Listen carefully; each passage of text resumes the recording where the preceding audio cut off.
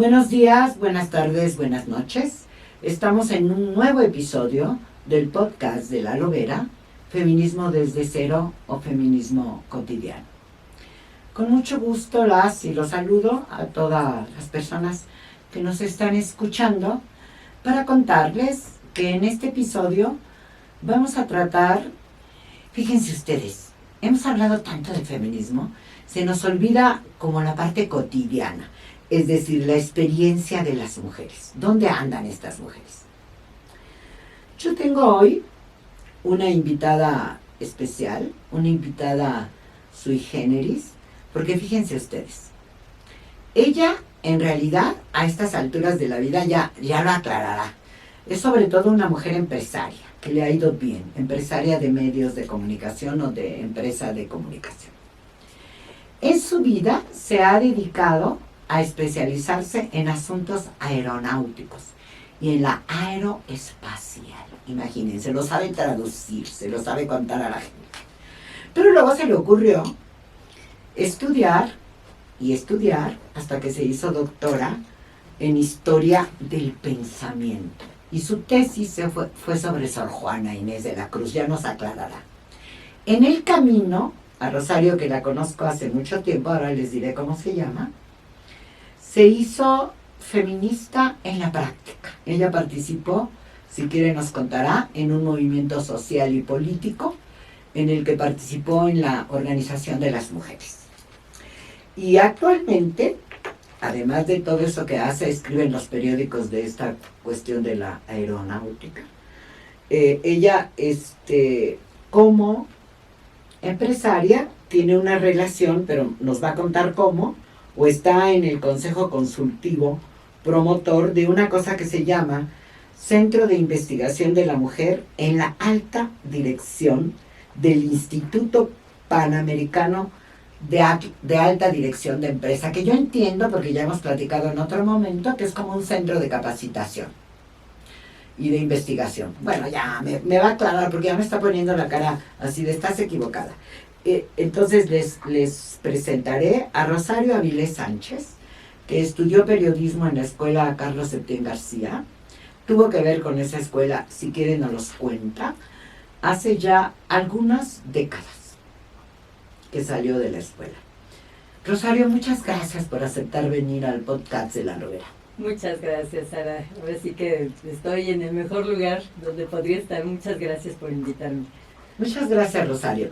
Cuéntame, ¿tú conectas algún momento de tu vida en que tienes interés por las mujeres? ¿Tienes hermanas? Sobre todo, tienes 3 hermanas, creo. Así es. Y no sé en qué momento conectaste. Bueno, la mayor de mis hermanas sí fue muy militante. Lo que pasa es que ella se fue a vivir fuera, vive en Suiza, pero estuvo con las feministas italianas que eran súper combativas. Entonces ella es como 10 años mayor que yo y siempre fue como una referencia, ¿no? Ya después, bueno, pues aquí entre las cosas en las que nos encontramos fue, ¿te acuerdas cuando el Partido Mexicano de los Trabajadores, que se estaba creando la ANAM, la Asociación Nacional de Mujeres? Sí, claro. ¿No? Y hacíamos grupos y comités de mujeres, sobre todo en colonias populares, en pueblos, en muchísimos lugares. Y bueno, este esfuerzo se quedó ahí. El grupo en el que yo estaba, salimos con Demetrio Vallejo. Y algo bien interesante es que en el movimiento de Pascual, por ejemplo, nosotros creamos la parte del comité de apoyo de las mujeres, hijas, mamás, esposas de los trabajadores de Pascual. Quizá lo que pasa con los muy jóvenes que luego nos escuchan, incluidas nuestras productoras, es decir, ¿qué es eso? Hubo una gran huelga, sí, yo diré, en los años 80, sí, a principios de los años 80, de una empresa que era la del Pato Pascual, que se vendía sobre todo en las escuelas, de frutas, una huelga que duró mucho tiempo por una equivocación del patrón, y solo diré, se organizaron las esposas de los obreros.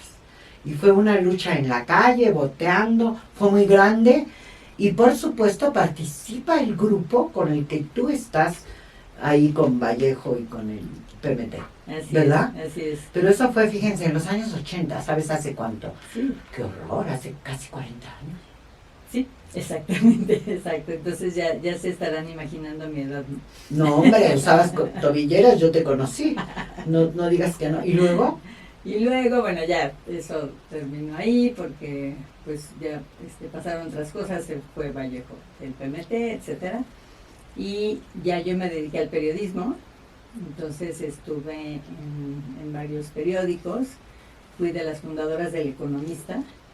Entonces, pues ya me empecé a meter más en el tema económico y todo eso. Y ¿Qué te gustó? Me gustó mucho. Aunque tienes aquel recuerdo y la amistad de algunas de ellas, sí, que se han ido a otros lugares del país haciendo cosas interesantes. Claro, Peti y Yuya, la Lourdes Márquez y esta Celina Izquierdo, etc. Para que vean ustedes que hay una larga historia que no se me ocurre a mí a fuerza contarla de tan lejos, pero así es. Y ese es un feminismo popular que le hemos hecho poca información en este espacio. Pero no se trata hoy de eso. Sí. Y entonces transcurriste. Ajá, ya después pues empecé a entrar en esto y un poquito después, bueno, estuve en El Economista, luego estuve también en El Financiero, estuve colaborando. Allí nació mi columna de aviación. Yo había trabajado con los pilotos aviadores en la Asociación Sindical de Pilotos Aviadores, de la cual soy miembro honorario y estoy muy orgullosa de eso, porque ha habido... En toda la historia de ASPA solamente ha habido 8 miembros honorarios y la única mujer he sido yo. ¿Qué te parece? Y claro, yo... Y muy poquitas también pilotas, ¿eh? Al principio, cuando yo estaba trabajando con ellos, haciendo la revista, yo les hacía la revista y un poco llevaba el tema prensa, yo conocí 6 y ahorita ya hay casi 300. O sea, 300 pilotos aviadoras. Ha crecido muchísimo y además han hecho muchísimas cosas y son mujeres muy interesantes en muchos sentidos, ¿no? Porque es un gremio que era como muy masculino, sigue siendo, pero ahora pues hay esa presencia de muchas mujeres. Pero bueno, estuve ahí y después empecé a hacer la columna de aviación que se llama Despegues y Aterrizajes, y que es algo también muy técnico. De pronto me preguntan, oye, ¿por qué te gusta tanto lo técnico? La verdad es que sí es un tema muy, muy interesante por lo que implica de seguridad para todos, ¿no? Y lo que es ese sector en la vida económica. Y bueno, ya después, hicimos una empresa éramos 3 socios, mi esposo, un amigo y yo, que es una consultora de estrategias de comunicación, contacto en medios, y pues estuvimos trabajando, eso ya tiene 27 años de entonces, y en el camino han pasado muchas cosas. Hice una maestría primero en periodismo en la Universidad de Miami, tuve la oportunidad de ir y venir. Era un programa latinoamericano, además muy, muy interesante, y después pues pasó el tiempo y ya hice el doctorado sobre Sor Juana, que tú me ayudaste mucho con varios libros, pero algo que me gustó mucho es que yo entré en un terreno que casi no se ha explorado, que es toda la influencia de los filósofos sobre el tema de la libertad y la influencia que tuvieron en Sor Juana. O sea, ella escribe sobre el tema, obviamente estamos hablando del siglo XVII, entonces hay que entender ese momento, pero ella no solo conoce a filósofos y adopta muchas ideas, sino que además las hace vida, ¿no? Entonces cuando tiene algún tema con pues el que era su confesor, que era Núñez de Miranda, ella le arguye en términos filosóficos, ¿no? O sea, le compra, o sea, lo aprende también, que luego le arguye justamente su propia libertad a partir de lo que él enseña de Francisco Suárez, un filósofo jesuita, ¿no? Ese es del siglo anterior, ¿no? Entonces, bueno, ese fue un trabajo que disfruté muchísimo. Pero aprendiste. Sí. Una de las cosas que las feministas tenemos como uno de los grandes obstáculos para el desarrollo de las mujeres y no lo habíamos hablado, eso te ayudé, entre comillas, no lo habíamos hablado, es el tema de la libertad. La diferencia entre la vida de los hombres y la vida de las mujeres es la concepción de la libertad. Es decir, las mujeres históricamente están sujetas, hay hasta algún artículo por ahí filosófico que se llama ¿en qué momento perdimos nuestros cuerpos y nuestras vidas y nuestra libertad?, ¿no? El sellito de la ley de acceso de las mujeres a una vida sin violencia es por la vida y la libertad de las mujeres. Entonces, cuéntame, ¿cómo aprendiste, qué aprendiste y ahí fortalecerías tu perspectiva feminista? Pero sin duda, a ver, creo que en ese terreno no hemos dimensionado a Sor Juana, porque todos la conocemos por lo que escribió y bueno, en su poesía, en su dramaturgia, sí encuentras pues muchas frases y muchas alusiones y cosas muy profundas sobre la libertad, pero no se conoce el pensamiento de ella en cuanto a la sí, se conocen las redondillas, y etcétera, y su rebeldía en los conventos, ¿no? Sí, que lo que es muy interesante es que ella era una mujer muy, muy inteligente, muy culta, o sea, era mucho más culta que mucha gente en la época en la que ella vivió. Sus amigos son los más cultos, ¿no? Sigüenza y Góngora, por ejemplo, con el que tiene pues mucha relación, porque hablan de temas filosóficos y ella se escribe con muchos filósofos y mucha gente muy interesante de esa época, pero además encuentra en la filosofía de Suárez todas las razones por las cuales el más grande regalo que tiene el ser humano es la libertad, y ella lo ejerce en primer lugar en cuanto a su opción para lo que ella quiere conocer, lo que quiere aprender, y después lo que quiere expresar y escribir a través de todas sus obras. Entonces ese es lo que ella, digamos, siendo una monja, es que es algo que ella elige. Ella elige hacerse monja porque se da cuenta que como monja tiene acceso a la cultura que no tendría si se hubiera casado y hubiera tenido hijos, ¿no? Ella se da cuenta de eso, ¿no? Desde muy, muy joven, y entonces decide hacerlo. Digo, no quiere decir que no creyeran, yo por supuesto que sí. Se ha dicho que iba en contra de los dogmas, creo que no, porque tiene muchas obras donde es una interpretadora de los dogmas, y además, que es algo muy bonito, lo aterriza y lo encarna en la historia de México, en la historia de la conquista y todo eso, y es bien interesante, o sea, esa visión de Sor Juana de cómo entiende al cristianismo como un humanismo que precisamente lleva a la libertad, ¿no? Y eso es lo que ella aprende de los jesuitas, ¿no? Y específicamente de Suárez. Entonces, al final ella dice, esta es mi libertad, y yo lo que quiero es que si no me van a ayudar, no me estorben, que es lo que le dice Núñez de Miranda, ¿no? Claro. Y es muy interesante. Y bueno, pues esa es la parte de la tesis que hice, y que la verdad a mí me abrió muchas cosas en el sentido de cuál es al final de cuentas el gran regalo del ser humano y la gran... pues es como lo más importante que tenemos, ¿no? O sea, porque si solamente nos quedamos en el quiero comida, casa, etcétera, ¿no? No estás ejerciendo esa libertad, ¿no? Esa capacidad de poder decir, pues sí, aquí me pagan esto, pero no estoy de acuerdo y ahí nos vemos, que es bien bonita, o en esta casa no me respetan y me voy. O sea, que son las cosas que atoran a las mujeres cotidianamente. Exacto. Es decir, cómo aplicar, y no conocemos a esa Sor Juana. Exacto. ¿No? Solo conocemos como muy en general a la rebelde, a la que promovió algunas feministas hablan de cómo encabeza un movimiento de rebelión de las monjas en los conventos, y las redondillas. O sea, un poco los reclamos que le hace a los hombres que llevan a las mujeres al pecado. Pero esta parte no la conocemos. ¿Cómo se te ocurre que deberían, no sé, promoverse, conocerse esta parte de Sor Juana que tiene que ver con la libertad Me parece que estamos en un momento de la historia del mundo y del país donde son estos los valores que están en riesgo.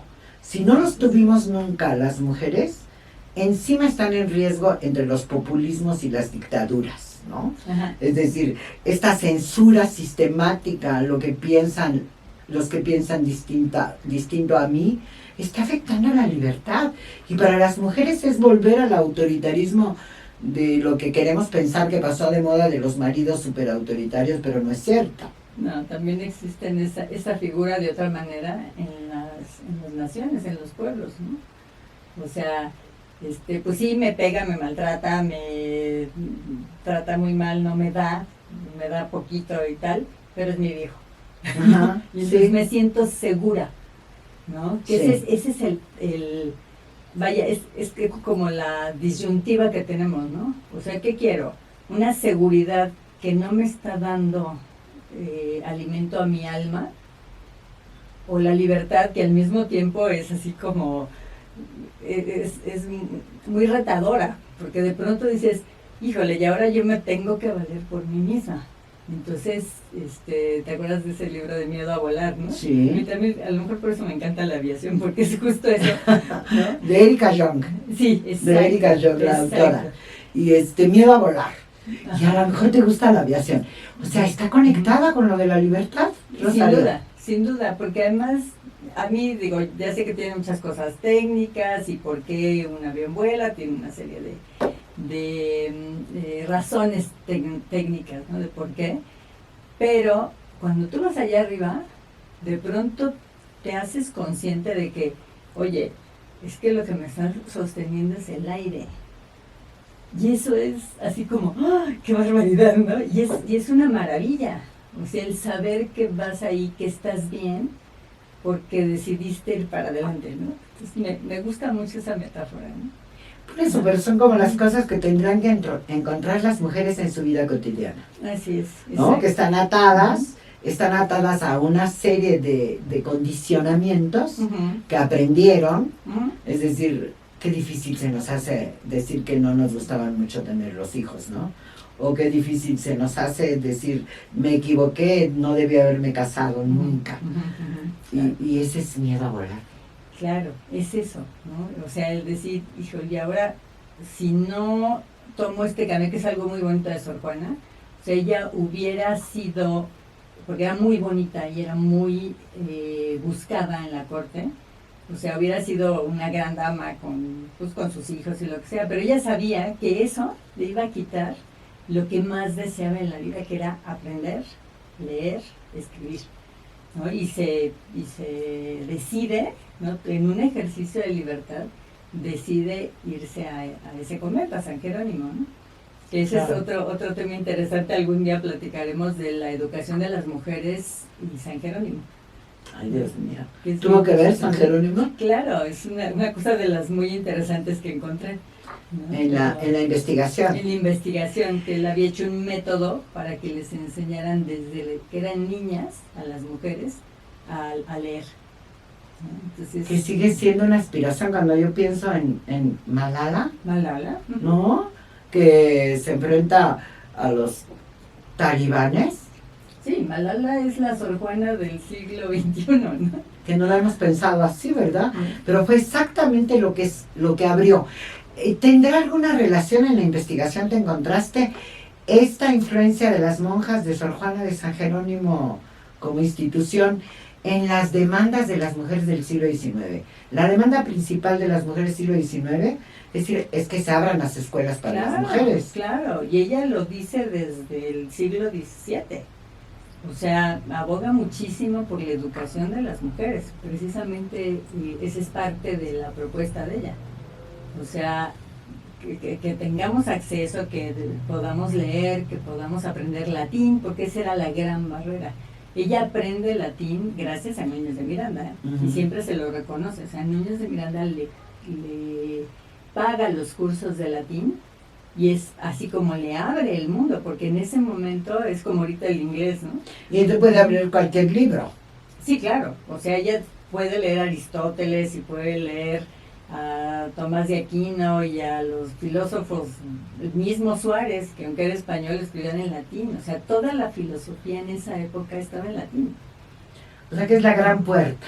Era la gran puerta en ese momento. Y entonces, como estoy platicando con Rosario Avilés Sánchez, que es periodista de profesión con un doctorado en eso, en historia del pensamiento, quiere decir de alguna manera de la filosofía, Así es. pero especialista en asunto de aviones. Y en ese camino es una buena empresaria, lo vuelvo a repetir para nuestro auditorio por si llegó tarde. Entonces le voy a preguntar a Rosario, en esta combinación de haber encontrado tu propia libertad en los aviones, que te encontraste con esa maravilla que le estamos encontrando siempre nuevas caras, que es Sor Juana Inés de la Cruz, nuestra gran musa mexicana que nació en Nepantla, en el Estado de México. Te metiste de empresaria y ahora estás en ese consejo consultivo, ahí ya nos contaste el antecedente último de tu relación con las mujeres reales, como yo digo, las colonas. Consejo consultivo y promotor del Centro de Investigación de la Mujer en la alta dirección de este Instituto Panamericano de Alta Dirección de Empresas. Así es. Ahí tú te encontraste, te interesó, hay muchas empresarias en México. Te cuento, mira, en el IPADE, que es este Instituto Panamericano de Alta Dirección de Empresas, pues a lo que van los empresarios es a perfeccionar sus capacidades directivas. Eso en principio, porque ahora ya tienen la maestría en alta dirección y tienen la que equivale a la de administración de empresas, ¿no? Business Administration. Y otras cosas, tienen muchos programas, pero originalmente nace con ese espíritu. Como yo decía, como un centro de capacitación para los empresarios. Sí, el IPADE sí. El IPADE. Cuando nace el CIMAD es justamente, yo estoy terminando el programa y ahí me encuentro a un grupo de mujeres maravillosas. Éramos muy poquitas en el momento en que yo hice el programa. La mayoría eran hombres. ¿Tú hiciste el programa? Yo hice el programa. O sea, tú hiciste el programa para el Centro de Investigación de la Mujer de Alta Dirección. No, hice el programa de alta dirección, Ajá, que es para muy todos, bien. es con empresarios. Y ahí nos encontramos un grupo chiquito de mujeres que estábamos todas juntas, la mayoría eran varones. Entonces empezamos a platicar y decíamos, oye, es que hace falta algo para las mujeres.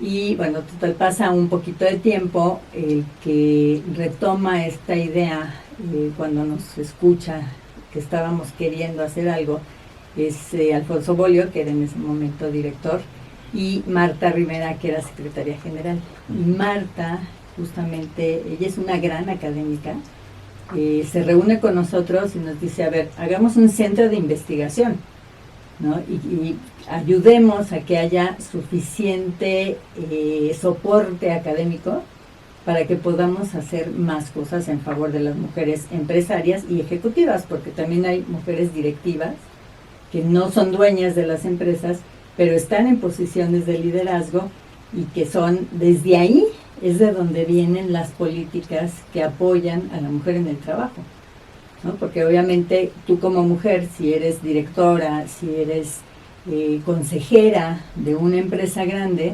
obviamente empiezas a hablar para que haya prácticas, mejores prácticas para lo que es captar talento femenino, para apoyar ese talento para que crezca y para que llegue a la alta dirección, ¿no? Y así en estos años han sido 15 años de hacer investigación, y entre otras cosas, lo primero que hizo el CIMAD, así se llama, Centro de Investigación de Mujeres en Alta Dirección, lo primero que hizo CIMAD fue, ahora sí que hacer un compendio de qué se había publicado sobre mujeres y empresa en México.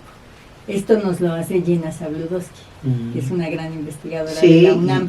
Sí, claro, y especializada en eso, en mujeres empresarias. Exacto, entonces nos hizo esta investigación, digo, nosotros participamos, pero ella hace la investigación como académica, y después empezamos a hacer otras cosas, como juntamos a varias empresas que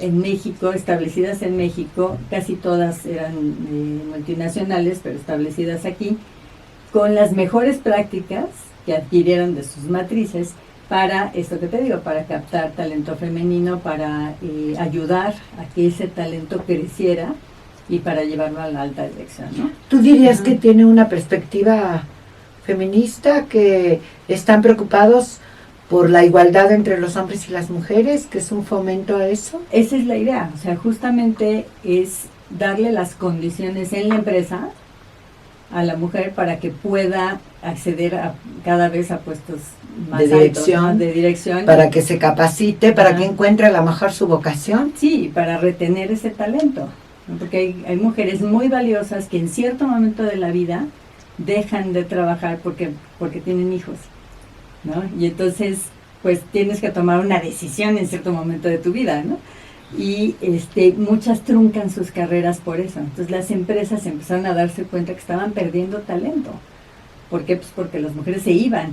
Entonces, O sea que las empresas se adelantan al tema ahora tan traído y llevado de los cuidados y la preocupación que está en la cámara. Sí. Sí, porque en cierto modo sí, pero el enfoque es, a ver, ¿cómo le hago para que esta mujer que ha crecido y que tiene tanto talento no se vaya? Entonces vienen los horarios flexibles, vienen las salas de lactancia, vienen pues una serie de apoyos para que se sientan cómodas de ir y venir a su casa. Mira, por ejemplo, encontramos un caso que me encantó y se repitió en 2 empresas, pero nosotros lo conocimos en GE, en Estados Unidos. Hubo un momento en que había 2 mujeres que tenían pues todas las capacidades y las competencias para ser directoras de un centro. Y ambas querían serlo, y lo curioso es que ambas querían ser mamás. Entonces se ponen de acuerdo y dicen, vamos a compartir la dirección. Y esto no lo habías visto en ninguna parte, porque no hay 2 hombres que quieran compartir una dirección. Porque tú sabes, la dirección es un Claro. lugar donde tú ya empiezas a ejercer cierto poder. Entonces, el que estas 2 chicas se hayan puesto de acuerdo y hayan dicho, a ver, las 2 queremos ser mamás, las 2 necesitamos tiempo, nos apoyamos y tú vienes unos días, yo vengo otros, nos comunicamos muy bien y ejercemos esa capacidad de liderazgo juntas, ¿no? Qué bonita historia. Precioso. ¿Y está escrito eso? ¿Como Eso, historia? No me acuerdo si está escrito eso, probablemente esté en ese libro. Ese libro que te comento se llama Mejores Prácticas para la captación, retención y promoción del talento femenino. Qué interesante. Oye, Rosario, y entonces, este centro de investigación sí tiene claro, ¿nos puedes decir brevemente dónde estamos? Hay muchas mujeres, 50%, 100%, no sé. Mira, algo que En las empresas. Sí. ¿Y tiene facilidades? ¿Y el gobierno ha respondido? No sé, se me ocurre para créditos bancarios, para facilidades de pago de impuestos, para establecimiento de empresas en determinados lugares, no sé. Fíjate que en esa parte, o sea, lo que es la parte de la empresa, no la muy pequeña empresa o las emprendedoras, que ahí sí ha habido mucho apoyo del gobierno. En lo que es la empresa privada, digamos, no ha habido este tipo Grande. de apoyo. Ajá, mediana y grande. No hay ese tipo de apoyos gubernamentales, pero sí hay cada vez más la conciencia de las propias empresas de que si pierden el talento femenino, se pierden de un gran tesoro. Está incluso documentado, sobre todo en Europa, en Estados Unidos, que las empresas que tienen mujeres consejeras, o sea, en los consejos de administración, son más rentables y son más resilientes. Después de la pandemia salieron más rápido porque, claro, esta inclusión que se da de diferentes puntos de vista, lo que hace es que enriquece la discusión. Simplemente te pongo un caso. El 80% de las decisiones de compra, sobre todo de productos de consumo, las toman las mujeres. Y si tú no tienes a mujeres en el consejo o en la alta dirección de una empresa de estas, te estás perdiendo la visión de quién te va a comprar, ¿no? Entonces, creo que hay muchas cosas alrededor que no se habían estudiado antes. Nosotros empezamos a hacer este apoyo. En este momento nosotros somos un consejo promotor La directora es una académica, que es Ivette Mucharraz. Marta Rivera, que fue la que inició esto, es una académica que ha trabajado también muchísimo en la investigación. Y la última cosa que hicimos, y ahí sí me incluyo, fue una investigación sobre las mujeres en consejos de administración y cuál es el estado que tiene ahorita, cuáles son los retos y cuáles son los obstáculos y qué habrá que hacer. Lo más valioso, digamos, de esta investigación que hicimos es que participaron investigadoras de la Universidad de Anáhuac, de la Universidad Iberoamericana, del ITAM, de la UP, la Panamericana, y de la UNAM, y obviamente del IPADE. Entonces hicimos un capitulado juntas, ¿no?, con estas distintas visiones académicas, ¿no? O sea, porque pues eso casi no se da, o sea, que haya un libro colectivo.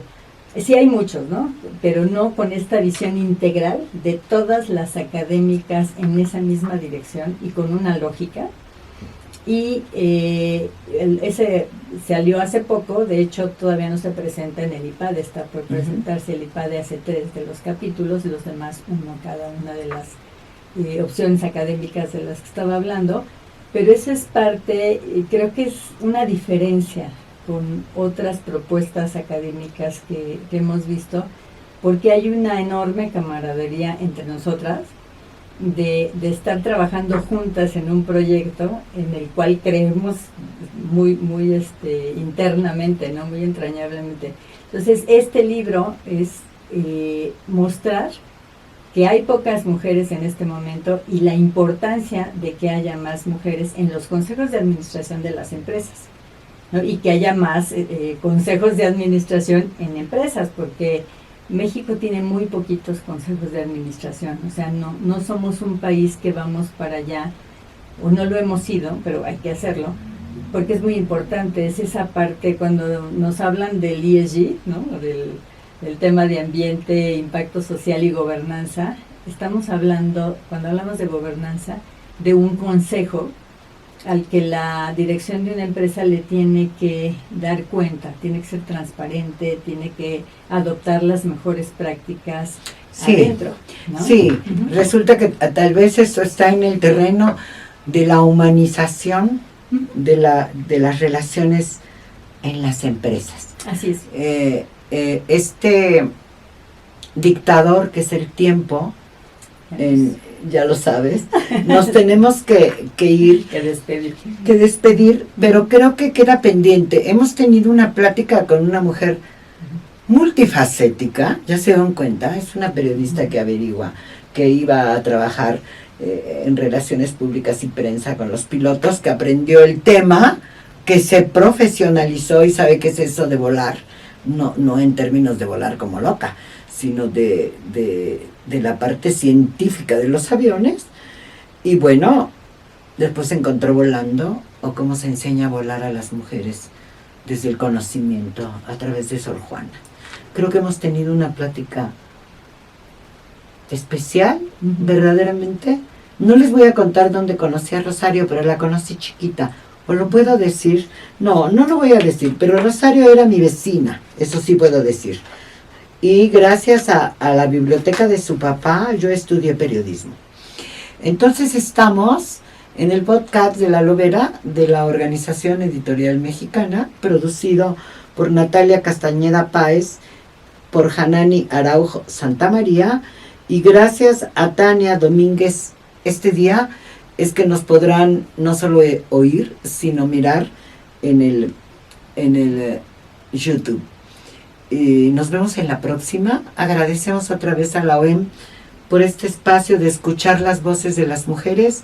Seguimos adelante y prometo, espero que ya lo hayan apuntado, tengo varias promesas en ese sentido, de mujeres que tienen que regresar con nosotras, porque son tan fantásticas que tienen mucho que contarnos y yo que preguntarles. Nos vemos en la próxima. Muchas gracias.